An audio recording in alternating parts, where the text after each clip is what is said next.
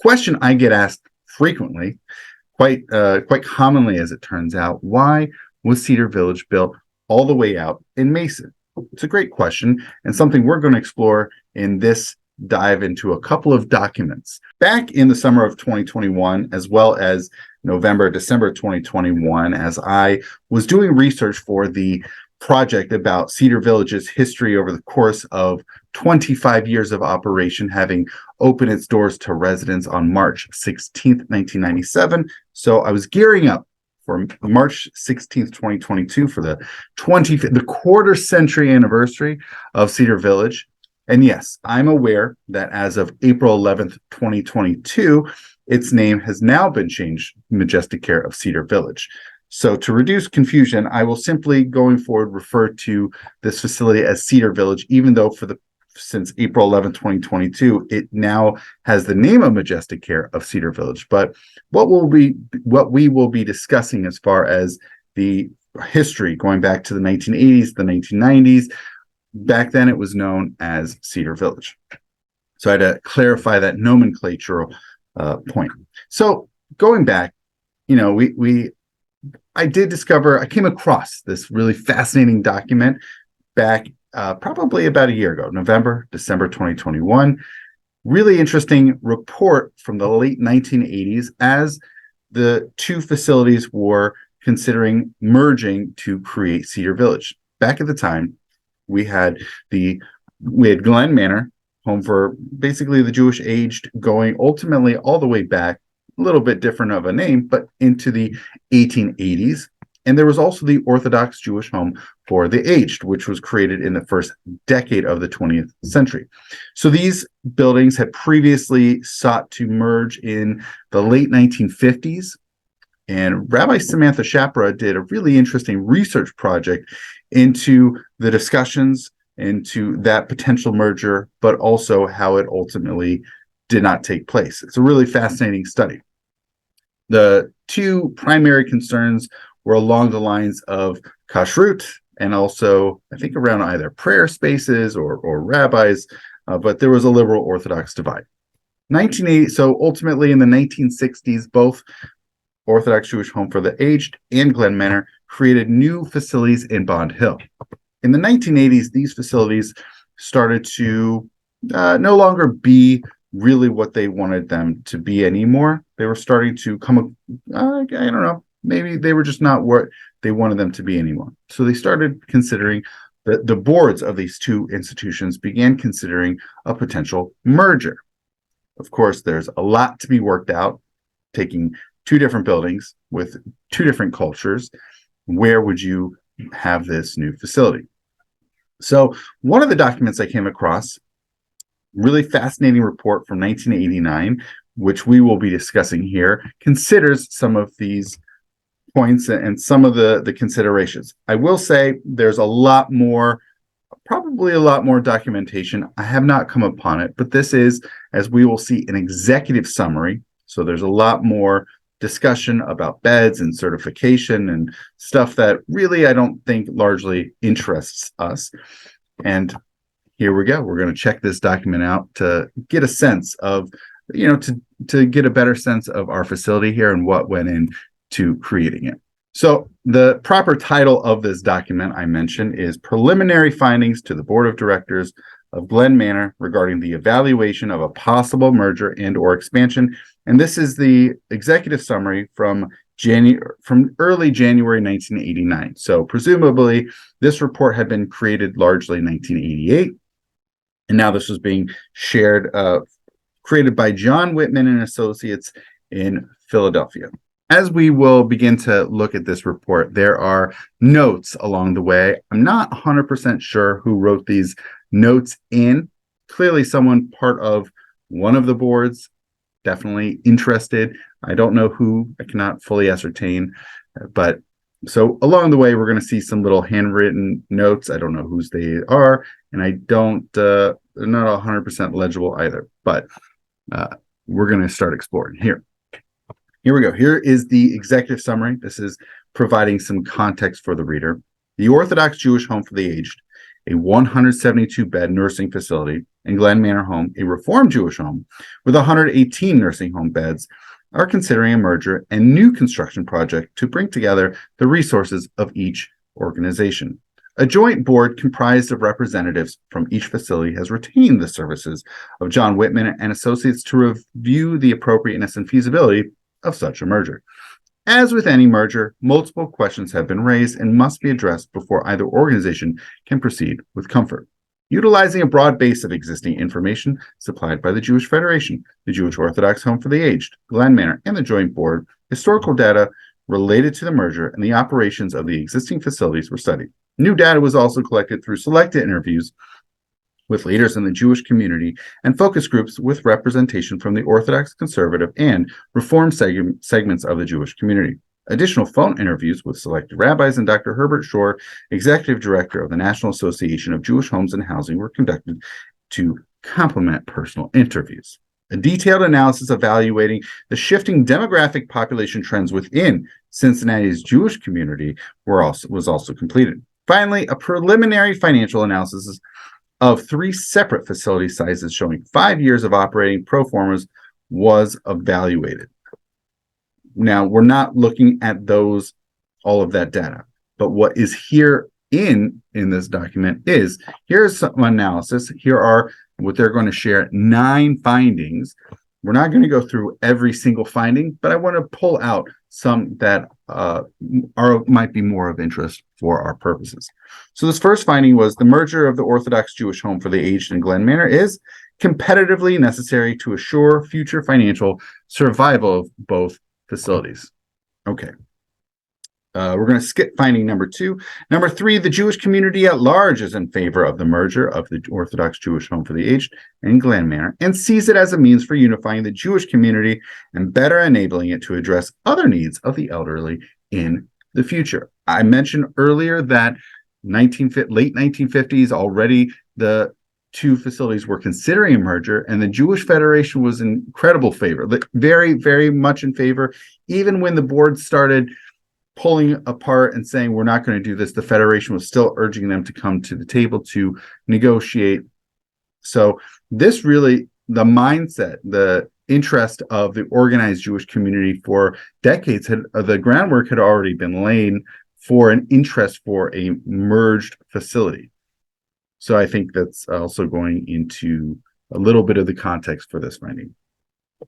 Finding number 4, okay.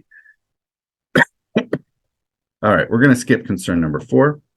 Finding number 5, the support of the Jewish community is primarily based on the assumption that the proposed facility is financially viable. Preliminary financial evaluation would support this assumption.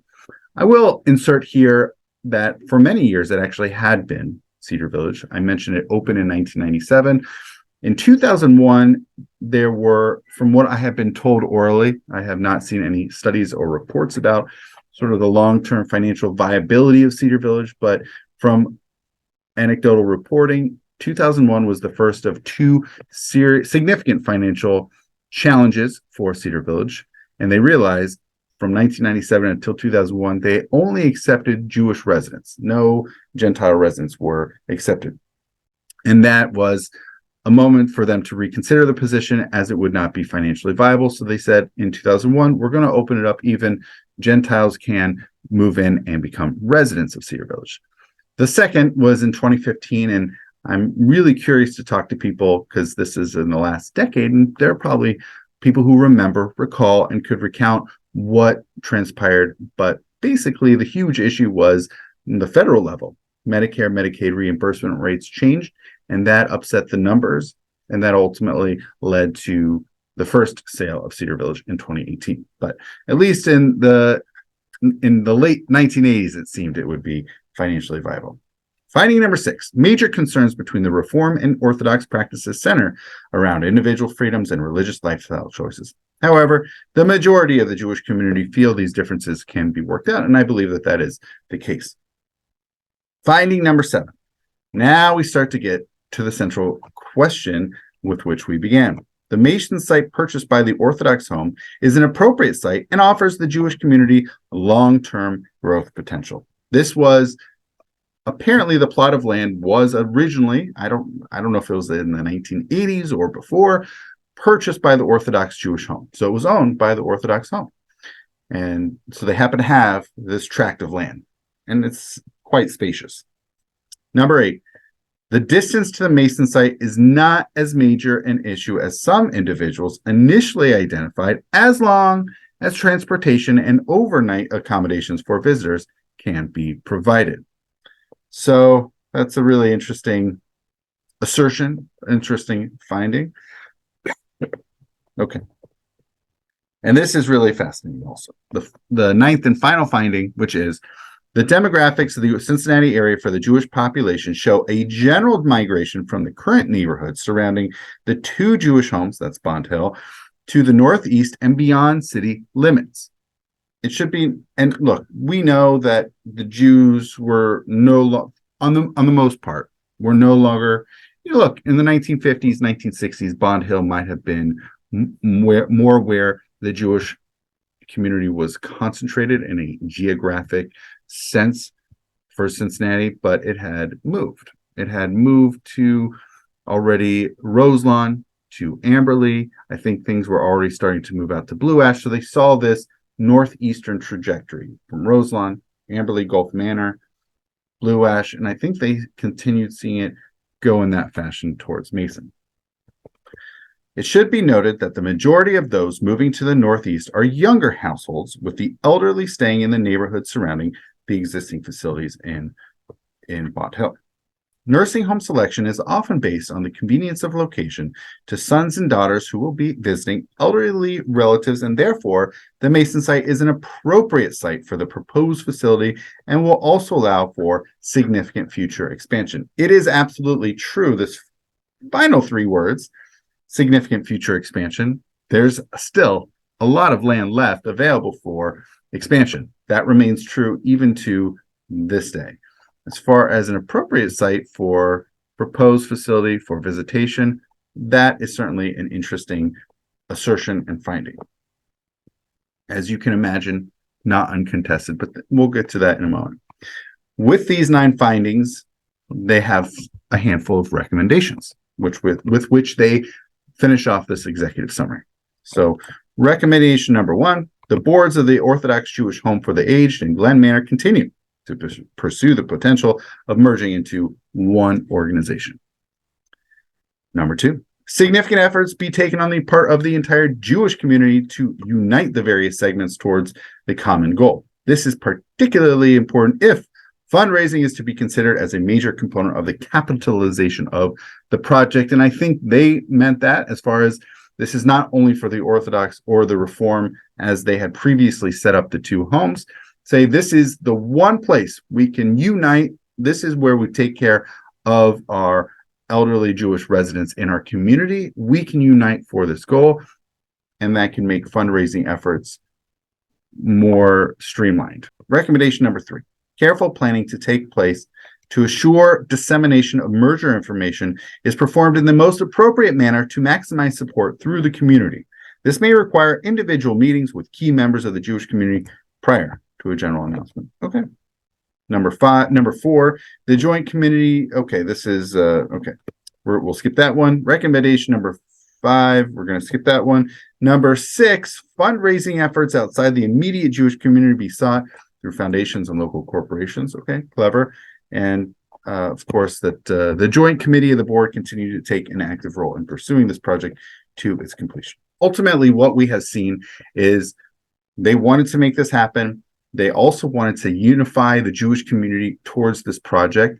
And it seems that they believe, going back to our central question, they seem to believe the general geographic tendency of the Jewish community here in Cincinnati went from Bond Hill to Roselawn, Gulf Manor, Amberley, Blue Ash, and it would continue. That was the view from the 1980s. We all know that never actually panned out. Yes, there are Jews, a bunch of Jews who live here in Mason, but not still the center of the Jewish community is not out here. It's more in the Amberley, Blue Ash, Montgomery area. I shared with you that this document is something I encountered and found really fascinating back in November, December 2021. But I did not take any pictures as I have just showed them to you. So I went back. I went back in the summer of 2022. I wanted to find this document to be able to share it, to at least have this background knowledge as to why Mason, why out here. I stumbled upon, in the course of my research efforts, a document I had never seen before in my research efforts. In fact, there was a whole box or two of documentation concerning Cedar Village that I had not initially encountered during my course of research leading up to the 25th anniversary of Cedar Village. And therein, I came across this interesting letter from a concerned community member, probably on the board of one of these two institutions. And wouldn't you know it, a Jew with opinions disagreeing. I know, incredibly shocking. So I'm going to share with you parts of this letter and his criticisms of this report. The fellow who wrote this is Milton Bortz. I don't know who he is. Perhaps you know him. Maybe you remember him. This was composed January 16th, 1989. So within 2 weeks, basically a week and a half following the production, the publication of the report we just went through, he composes this letter clearly to interested individuals. So, here he says it. After 9 years of service as an active Glen Manor board and committee member, I feel obligated to submit these comments. Frankly, the subject evaluation, which he calls WME, presented to the Glen Manor and the Orthodox Jewish Home was unsettling to me for what it did not contain as well as for what it did. He has issues with it.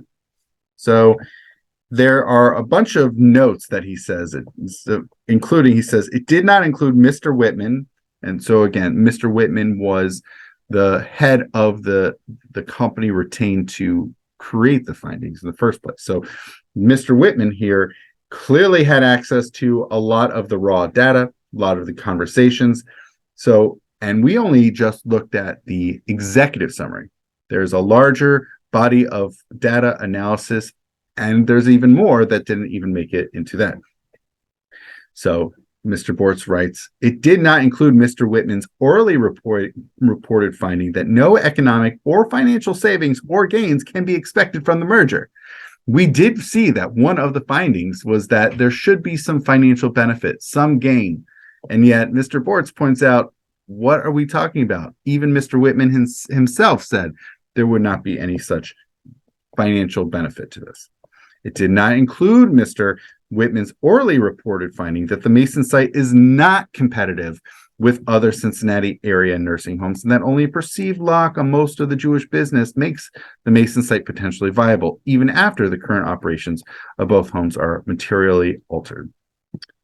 And then he says it did not make any findings regarding the quantum or quality of volunteers, medical care, and access to acute care hospitals to be expected at the Mason site.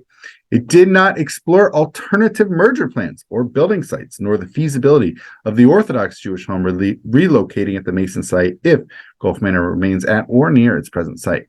So, okay, Orthodox Jewish home has this tract of land. What if this potential merger falls apart and only Orthodox Jewish home goes out there? Gulf Manor, we can stay. And then finally, he says it did not make studies of existing resident families or related findings regarding the impact of the old Gulf Manor and or Orthodox Jewish home facilities being operated and marketed as Jewish homes in the center of the Jewish population by the new owners after the merged homes moved to Mason. Now, I don't know if anything did happen. Looking back, now that we can look back over 30 plus years ago, and these ultimately did not happen. Or the fifth one, Mr. Bortz writes, in my opinion, the feasibility of merging the homes and the viability of the Mason site can only be determined after pragmatically exploring and resolving the following items, among others. In his first item, we're not going to read all of it. He does include the following. He says, look, let's not kid ourselves. The private pay mix for all nursing homes will continue to decline as costs continue to soar and residents and their families become more sophisticated in legally transferring assets in order to qualify for Medicaid and thus preserve a state's residence. I believe Gulf Manor can continue to operate viably at its present location as long as the Glen Meadow apartment complex continues to be well managed. The possibility of that complex turning into a slum certainly warrants Gulf Manor continuing to explore the feasibility of a merger and or relocation to a site near, preferably in, the principal Jewish population center and the medical facilities and doctors now treating and likely to continue treating the Jewish community. This is certainly an interesting possibility. It ultimately never happened. I don't know what considerations were at play. One possibility is land could have been very expensive. If you want to build a facility that is the merger, I mean, if we just consider what we see now at Majestic Care of Cedar Village, it is a large facility. To have this much land, especially in a Montgomery, a Kenwood, Amberley area, that requires a lot of land. And those are also there's a high demand, also limited supply of land there. And even 30 years ago, Mason was not developed as it is not well developed as it is today. Back 30 years ago, it was a great opportunity because you can get a lot of land for less money. There was a lot of supply and not as much demand. And what we have seen since this report, Mason has quite developed all the way up from 71 to here, Majestic Care of Cedar Village. There has been quite a lot of development, a lot of both commercial buildings, a lot of businesses, but also even medical facilities. So it has become nicer as it's not as far out. Also, as I mentioned, even just transportation, the off-ramp from 71 was not like it is today, which makes it a lot more amenable to traveling.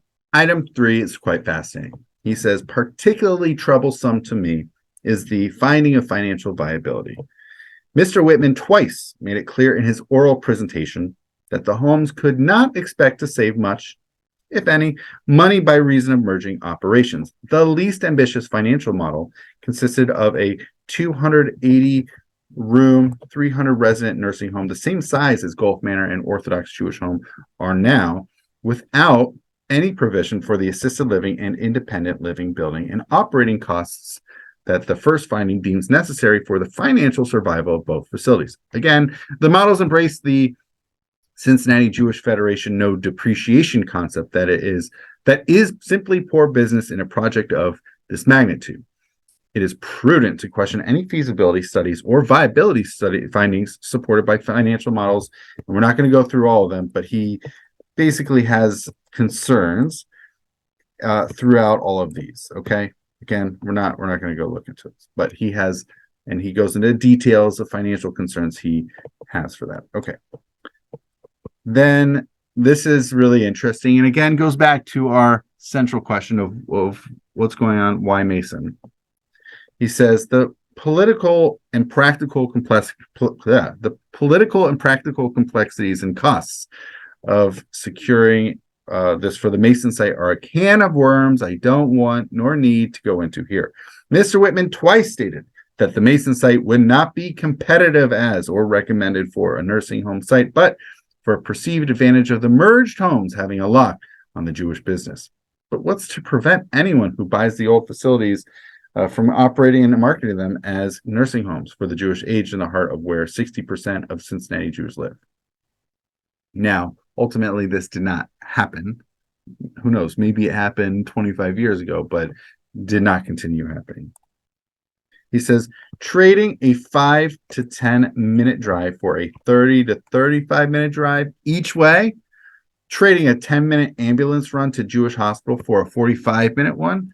And who is going to force a Jew to go live in a merged Jewish nursing home in Mason, Ohio, when that person can get the same good quality of care next door in a Jewish environment that is much, much closer to family, friends, Jewish hospital, doctors, and volunteers? Those are exactly the reasons Orthodox Jewish Home would probably find it unwise to relocate in Mason if Gulf Manor does not join them there.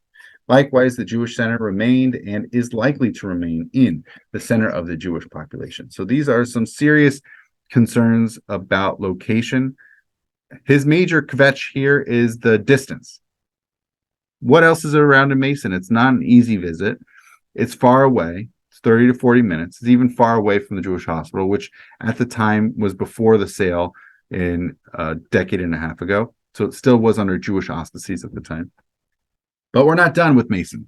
He says in item number 5, he says, okay, these findings conflict with residential housing and demographic studies and facts about the Northeast Corridor. The Cincinnati Jewish Federation study published November 10th, 1988. I haven't read this, but I'd be really curious. In the American Israelite shows only 13.2% of the Jewish population in the Northeast Corridor. The Jewish population, if it does make a major move, is not likely to shift to the Northeast because affordable lower and middle class rental and housing units are practically non-existent there. 20.8% of Jewish households live in the Northwest Corridor of Wyoming, Finneytown, Springdale, and Mount Healthy, which have an abundance of the type of housing necessary to support a major population shift. The Mason site is a great commercial site, but it is not appropriate for a nursing home, where proximity to the major Jewish population is important to 70% of our Jews, according to the Cincinnati Jewish Federation study. Frequent family and friend visits promote. Frequent family and friend nursing home visits promote quality, and even U.S. News advises choosing a home that is convenient. That is not now and is not likely to be. In Mason, the plethora of $150,000 to $450,000 housing units in the Northeast Corridor will not support a major Jewish population shift there, although it is fine for the new transfers and mobile families now moving into and out of the area.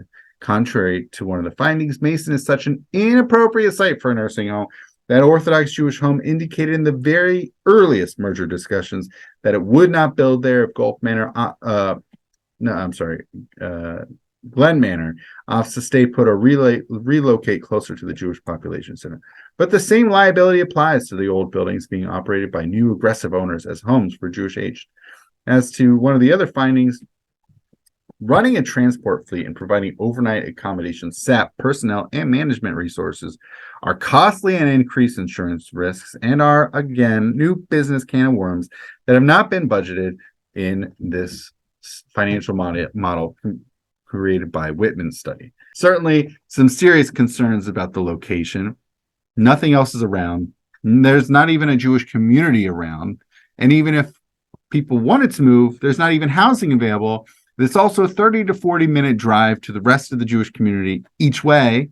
So are people easily going to want to make those trips out to visit friends and family? He's very, very skeptical of that. Now, as I mentioned, it's shorter distance time because of the off-ramp 71, which is, thank God, a boon, but not. Then he also has these concerns about transportation. Whatever. It's, the Whitman study said, we can just provide regular and frequent transportation to the rest of the Jewish community, which even he points out it'll create strains on both insurance, but also on personnel and other resources. So he clearly has some concerns, but he's not done yet. He has some finishing comments. So the first thing he says is, look, I'm not saying we shouldn't make the merger at all. I'm not against it. He thinks we should still continue, that the Orthodox Jewish Home in Glen Manor should still consider the potential merger into this new place somewhere. Doesn't have to be Mason, but he is fine. He's on board. But I think he wants to make sure it's done in a prudent fashion. So he has still a few more. He says, look, let's investigate alternative merger modes and relocation sites. Explore a Finneytown or Amberley or Roselawn site for the construction, with 100% financing by the Cincinnati Jewish Federation fundraising, and with Old Glen Manor and Orthodox Jewish Home facilities sold as office, research, school, or subsidized independent living facilities, and with the sales proceeds added to merged endowment funds for, all these operating costs and depreciation considerations. I don't know. This is a really interesting thing. I don't know what ultimately happened with the previous Glen Manor and Orthodox Jewish Home facilities. I think they were sold and were operated as nursing homes, just not under Jewish auspices. So I don't know what ultimately happened, although March 16th, 1997, residents of both of those facilities were transferred here all on one fell swoop on that one day. But I don't know if maybe feel free to share with me ultimately what became of those two facilities. He says this Whitman report may have raised more issues than it resolved, but it is valuable because it is a guide for focusing on them and the alternatives that may be available. The Glen Manor and Orthodox Jewish Home boards and their joint merger committees have come far. So he's not totally against all of this. There has been progress. They've come far. They are now at the critical stage where the feasibility and preliminary planning of a merger, if it is indeed to be, so he still remains skeptical. He is on the Glen Manor board of directors. He still is a little bit skeptical. It is not a for sure thing in his mind. And of the operating levels of a merged facility must now be led by a knowledgeable local professional, pragmatic, common sense business person. Committees are essential, but usually slow acting, and he himself is on one such committee. A committee consisting of the presidents of Glen Manor, Orthodox Jewish Home, and Cincinnati Jewish Federation would be well advised to consider hiring a merger director, funded and staffed by Cincinnati Jewish Federation, but answerable to only that committee, to coordinate study resources of both homes, resolve the above issues if possible, explore alternatives, and arrange funding and development of preliminary design studies. And then finally, after this lengthy letter, these are very hard questions which board members can no longer hesitate to ask, and hard issues to be resolved. They require innovative thinking, compromise, and fresh commitment by Cincinnati Jewish Federation, as well as Glen Manor and Orthodox Jewish Home. In my opinion, the Whitman study findings and recommendations were unduly influenced by the availability of a great tract of commercial property inappropriately located for the needs of the Cincinnati Jewish aged and the goals of a merged Glen Manor Orthodox Jewish Home nursing home organization. It sounds like he says by weird history. Okay, if it were not for Orthodox Jewish Home purchasing this tract of land where we are right now, if they had not made this purchase, would they even be considering Mason? It seems that just as by happenstance, and certainly from the Glen Manor perspective, why come out here? Oh, just because that other place, the Orthodox Jewish Home, happens to have this land? Okay. And not only that, he's now pointing out all of the rest of this study was seemingly unfairly, unduly being influenced by the availability of this land already having been purchased, a very sizable chunk of land. And he says that's not fair. We really should consider, with all things being considered equally, we should really think prudently what the best place to go is. And he has serious, significant reservations about the location being so distant, not only from Jewish Hospital, but also from the rest of the Jewish community. There should be this ease of visitation, friends and family, visiting hospitals. And he is deeply concerned and unhappy about these prior about this tract of land already being influencing location. He's urging the people involved, let's think elsewhere. Where can we possibly build? Amberley is definitely an option in his mind. He really wants to have made it happen there. And then he goes on, he says, this unique merger opportunity is now at the stage where the homes and Cincinnati Jewish Federation must continue to explore the merger possibility even more realistically and professionally, using local resources and people. It sounds, this final line, these final 5 words seems to be a little, actually, it's not little, very clearly directed at why did we hire some firm in Philadelphia, Pennsylvania, when we should just be thinking locally? We should just be utilizing local people and resources. Why are we spending so much money to an out-of-town firm? They're not even here. Clearly, he is not happy. Having looked back, he said, look, we have this report from January 4th, 1989, that Mr. Whitman put together. He shared with us, but also there were things not only in the report, including this unduly influenced by Orthodox Jewish Home already possessing this tract of land, but also he says, look, there were things that even Mr. Whitman himself had shared to us in oral presentations that did not make it into this report. This is something we need to consider, that these things that didn't make it, that including the financial gain. Why should we bother merging? There's not really any proper financial upside benefit savings to be had here. Maybe we can have it makes fundraising easier. right? We can go to the Cincinnati Jewish Federation and say this is the one unified place that cares for the Jewish elderly, our seniors here in Cincinnati. This is something the community can get behind, the organized Jewish community can get behind. We can unify, and that will provide the financial upside. The benefit is for the fundraising, but just as an operations, just on as the numbers go, not so much beyond that. So I'm very glad that I stumbled across this letter because it provides some fascinating context beyond just that initial summary I shared with you, the Whitman report from January 4th, 1989. Because as a document unto itself, it seems fascinating to see what was going on in the minds of the Jewish community at the time, especially of the Glen Manor board and the Orthodox Jewish Home Board, and sort of where they were at, what they were considering,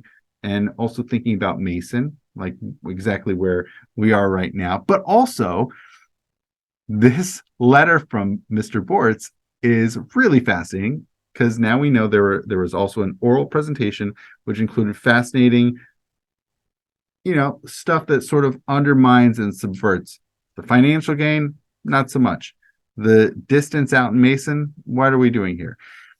Also, when we take both of these documents in consideration, it becomes actually quite fascinating in terms of looking back after all of these years, because Mason has actually developed it is still, a 20 to 30 minute drive as opposed to a 30 to 40 minute drive because of these on and off ramps from 71, which is nice, which is definitely saves time.